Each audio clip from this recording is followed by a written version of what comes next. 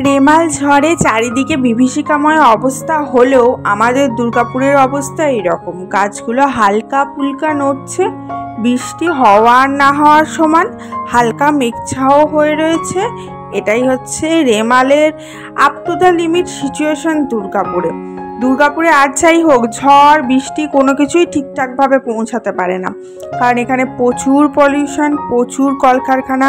আর এখানে DSP, MMC এরকম বড় বড় কলকারখানার জন্যে গোটা আকাশটা তোমার একদম ধোঁয়া ছাই, তারপরে কলকারখানার ধোঁয়া, এই সমস্ত কিছুতে এত ভরে থাকে যে প্রপারভাবে ঝড় বৃষ্টি মেঘ জমতে পারে না এবং বৃষ্টিও হতে পারে না। Hello everyone, this is Ivy. Welcome back to my channel. Isha স্টাডিজের একটা নতুন পাতায় তোমাদের সকলকে সুস্বাগতম জানাই। বর্ধমান, মানকড় এই সমস্ত জায়গায় মানুষরা যদি 10 বছর বাঁচে, তো আমরা এখানে দুর্গাপুরে ওই ধরো গড়ে কেটে কুটে 3 বছর মতো বাঁচবো, কারণ এখানে এত পলিউশন। একটা দিন ঘর পরিষ্কার না করে ঘরে মোটা মোটা কালির স্তর পড়ে যায়। সুতরাং ঘর জিনিসপত্র প্রতিদিন পরিষ্কার করতে হয়, প্রতিদিন নিট অ্যান্ড ক্লিন করতে হয়। ঘর প্রতিদিন মোছার সময় জলের বালতির জলটা পুরো কালো কুচকুচে হয়ে যায়। কলকারখানার এত ধোঁয়া, এত নোংরা, কোনোভাবে আসে, কিভাবে আসে তার কোনো ঠিক নেই। আমরা আউট অফ দ্য অনেকটা টাউনের অনেকটা বাইরে থাকি, যেখানে পৌঁছাবার কথা নয়, কিন্তু তবুও পৌঁছায়। তার জন্য বৃষ্টিটাও আমরা সামনে থেকে খুব ভালোভাবে উপভোগ করতে পারি না।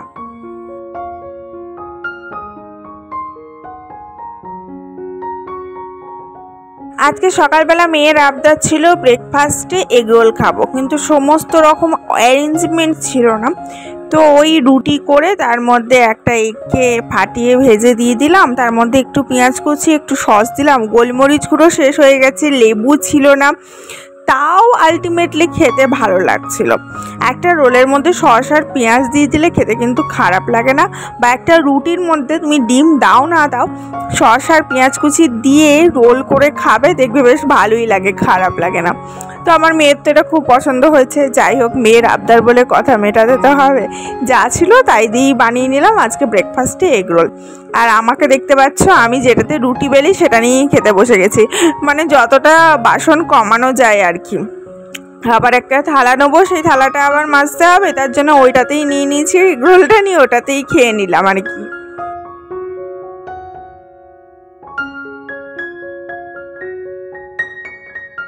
আমার মেয়ের ব্রেকফাস্ট করা হয়ে গেছে, ও এখন লিচু খাচ্ছে বসে বসে, এক থালা লিচু নিয়ে।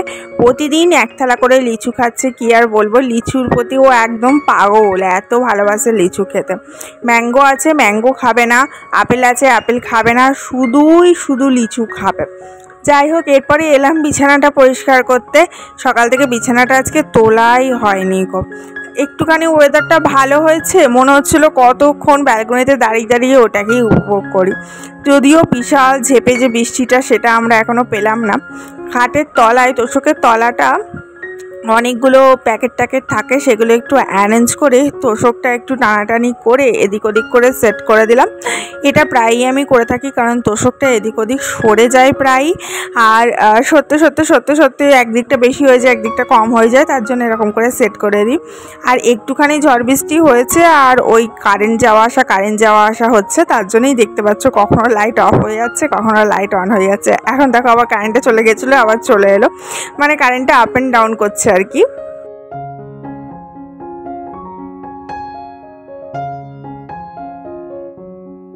কাছে দূরে যে যেখান থেকে আমার ভিডিওটা দেখছো, সবার কাছে অনুরোধ রইল, যদি ভিডিওটা ভালো লেগে থাকে তাহলে ভিডিওটাতে একটা লাইক অবশ্যই দিও। আর ভিডিওটাতে লাইক করে দিয়ে ভিডিওটাকে অবশ্যই একটু বন্ধুবান্ধবের সাথে শেয়ার করে দিও। আর ভিডিওটা শেয়ার হয়ে গেলে যদি এখনও পর্যন্ত সাবস্ক্রাইব করে না থাকো, তাহলে প্লিজ ভিডিওটাতে একটু সাবস্ক্রাইব করে দিও, মানে চ্যানেলটা সাবস্ক্রাইব করে দিও। আর যারা অলরেডি এই সমস্ত কিছু করে নিয়েছো, তাদের প্রতি কি আছে আমার অনেক অনেক ভালোবাসা।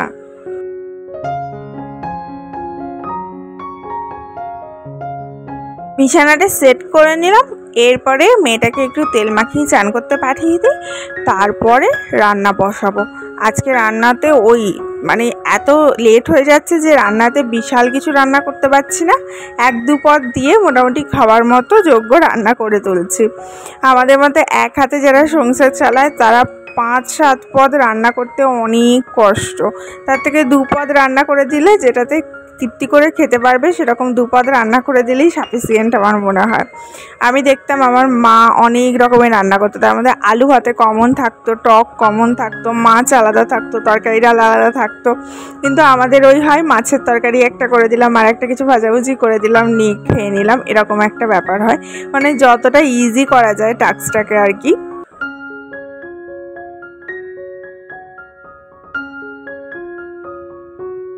এদিকে রান্নাটা বসিয়ে দিয়েছি, রান্নাটা হতে থাকুক, আমি এদিকে টাইলসগুলো একটু মুছে নিই। ওই একটুখানি ঝড় দিচ্ছে, তার ফলে টাইলসগুলো খুব নোংরা হয়ে গেছে।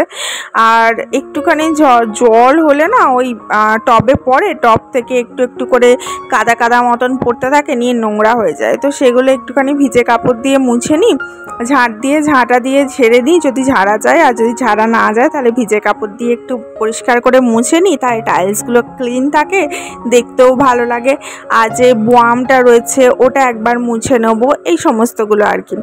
আগে কদিন ঘরের মধ্যে গাছ রাখছিলাম, দেখতে বেশ ভালো লাগছিল, বাট কী করবো, এত গরমের জন্য ইনডোরে প্ল্যান্টগুলো একদম থাকতে পারছে না, গাছের পাতাগুলো হলুদ হয়ে যাচ্ছে, তার জন্য সব গাছগুলোই বাইরে বার করে দিয়েছি ব্যালকনিতে। আবার ওয়েদারটা যখন স্থিতিশীল হবে তখন আবার ঘরের মধ্যে 1-2 গাছ সাজিয়ে রাখবো সুন্দর করে।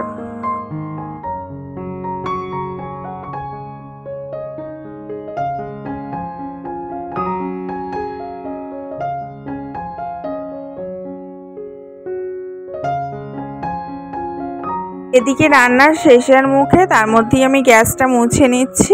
আমার মাও এরকম করে করতো, মানে একটা দিকে হয়তো ওই গ্যাসের লাস্ট রান্নাটা আমার ফুটছে, আমি ওর মধ্যেই গ্যাসটাকে পরিষ্কার করে নিচ্ছি আর কি, মুছে টুছে, যাতে কাজটা এগিয়ে যায়। মানে ওটা ফুটতে ফুটতে এটা যাতে কাজটা এগিয়ে যায়, না হলে তো সময় ধরতে পারবো না। তারপরে চান টান করে নিয়ে আবার পুজো করব, তারপরে আবার মেয়েকে খাওয়াবো, তারপরে আবার নিজেরা খাবো। এখনও মেয়েটা নিজে নিজে খেয়ে উঠতে পারে না প্রপারভাবে, আমাকেই খাইয়ে দিতে হয়। দুটো নতুন টি শার্ট অর্ডার করেছিলাম, চলো তোমাদের সাথে শেয়ার করি। এটা একটা রেড কালার, আমি অবশ্যই আগে পরে একবার দেখে নিয়েছি, কিন্তু তোমাদেরকে আরেকবার পরে দেখাবো। আর এটা একটা পিঙ্ক কালার, একটু বড় সাইজের আছে, আর পকেট আছে, খুব সুন্দর স্টাইলিশ। চলো রেড কালারটা আগে পরে দেখাই, দেখো কেমন লাগছে আমাকে অবশ্যই জানিও। এই শর্টসটা কিনেছিলাম না মেশো থেকে, শর্টসটার সাথে ম্যাচিং করে এই টি শার্টটা নিয়েছি রেড কালারের। আমার হাজব্যান্ড চয়েস করে দিয়েছে, আমি চয়েস করিনি। স্লিপটা এতটা রয়েছে, সামনে এরকম ডিজাইন করা আছে, আর ফিটিংস খুব সুন্দর, আর কোয়ালিটিটাও অ্যাজ ওয়েল অ্যাজ ভীষণ ভালো। আর একটা করেছি সেটা হচ্ছে পিঙ্ক কালারের, এটা দেখো একটু বড় সাইজ, লং, হ্যাঁ এটা একটু বড়। আর এই যে দেখো ফিটিংসটা এরকম খুব সুন্দর পিঙ্ক কালারের। আর দুটো পকেট আছে সাইডে, দুদিকে দুটো পকেট আছে।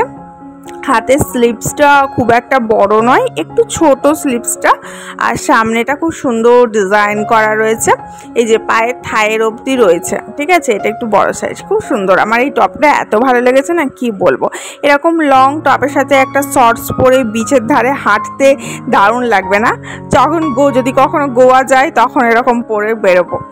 যাই হোক, সন্ধেবেলা না হাজব্যান্ড মশাই মোমো নিয়ে এসেছিলো। দেখো মোমো খেতে বসে দেখছি মোমো স্টুটাতে মাছি পড়ে আছে, আর খেতে ইচ্ছা করে বলো?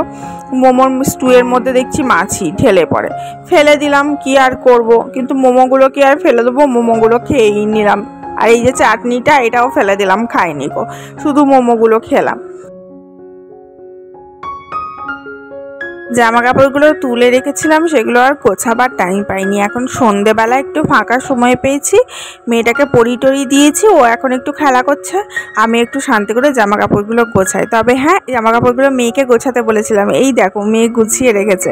খুব একটা পরিষ্কার পরিচ্ছন্ন করে গোছাতে পারিনি, ও তো এখন অনেক ছোট। তবে হ্যাঁ, ওকে যেহেতু কাজের মধ্যে ইনভলভ করি, তার জন্য ওকে বলেছিলাম তুই সব কটা জামা কাপড় গুছিয়ে রাখ। তো ও ওর মতোভাবে গুছিয়ে রেখেছে, তার উপরে আমি একটু পরিপাটি করে গুছিয়ে এগুলো তুলে রাখবো। এইভাবে একটু একটু করে কাজ শেখালে মেয়েরা কাজ শিখেও যাবে, মেয়ে ছেলে উভয়ই। যদি ছেলেও হয় তাতেও আমার মনে হয় প্রত্যেকটা মায়েরই উচিত এরকম ঘরে ছোটোখাটো কাজ শেখানো, কারণ ভবিষ্যতে ওরা আমাদের কাছে থাকবে না, ভবিষ্যতে বেরিয়ে যাবে বাইরে পড়াশোনা করতে বা চাকরি করতে, সামহাও যাই করুক, তো সেখানে যাতে নিজের কাজটা নিজে করতে পারে তার জন্য এখন থেকেই বাচ্চাদের ট্রেনিং দিয়ে রাখাটা আমার মনে হয় এসেন্সিয়াল বা দরকার।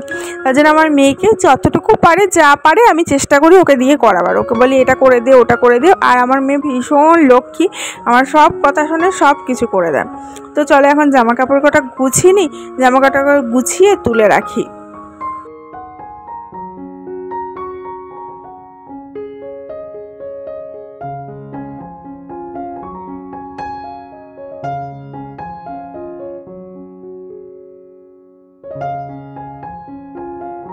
দিকে রেমাল ঝড় বৃষ্টি হচ্ছে, কিন্তু গরমের এক ফোঁটা কমতি নেই, এত গরম করছে বিশ্বাস করো, ঘেমে নিয়ে একসার হয়ে যাচ্ছে, তাই একবারে দম বন্ধ হয়ে যাচ্ছে। মানে একটা কাজ করছি ফ্যানের তলায়, তাতেও রীতিমতো ঘাম ঝরছে।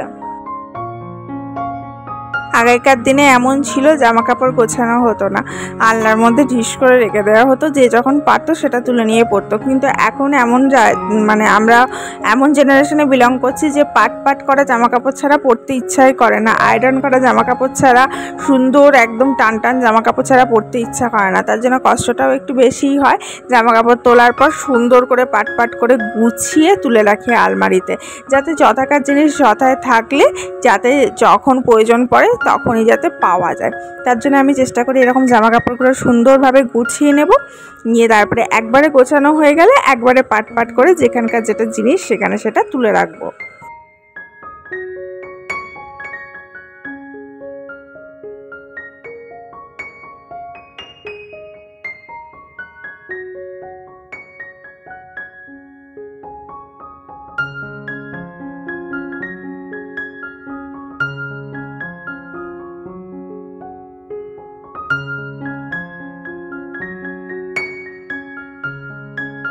আমার ঘরে কোনো আলনা নেই, আমার দুটো আলমারি, পেছনে যেটা দেখতে পাচ্ছ ওটা ভালো আলমারি, ভালো জামা কাপড়গুলো রাখি, আর এটা একটা রাফ আলমারি, এটা আমার বিয়ের থেকে পাওয়া, এখানে আমি রাফ জামা কাপড়গুলো তুলে রাখি। এই যে দেখছো পার্ট বাই পার্ট একটা তাক আছে, প্রথমেরটাতে আমার আর মেয়ের থাকে, তারপরেরটাতে হাজব্যান্ডজির থাকে, তারপরেরটাতে এই উলেন জিনিস কিছু রাখলাম। যাই হোক, এখন একটু শান্তি, ফ্যান চালিয়ে ফ্যানের তলায় বসলাম, কারণ চুলটা প্রচুর ঘেমে গেছে, একটু শুকিয়ে নেব, শুকিয়ে না নিলে চুলটা আবার নষ্ট হয়ে যাবে। তো এই হচ্ছে একটা ছোটোখাটো ব্লগ তোমাদের সাথে শেয়ার করলাম, আশা করি তোমাদের ভালো লাগবে। আবার দেখা হচ্ছে কালকে, ততক্ষণ সবাই ভালো থেকো, আর অবশ্যই এই ঝড়ের ওয়েদারে সেফ থেকো, কারণ আমাদের এখানে ঝড় না হলেও অন্য জায়গায় তো অনেক জায়গায় অনেক রকম সিচুয়েশন ফেস করতে হচ্ছে। তাই সবাই ভালো থেকো, সুস্থ থেকো, সেফ থেকো। দেখা হচ্ছে কালকে, টাটা।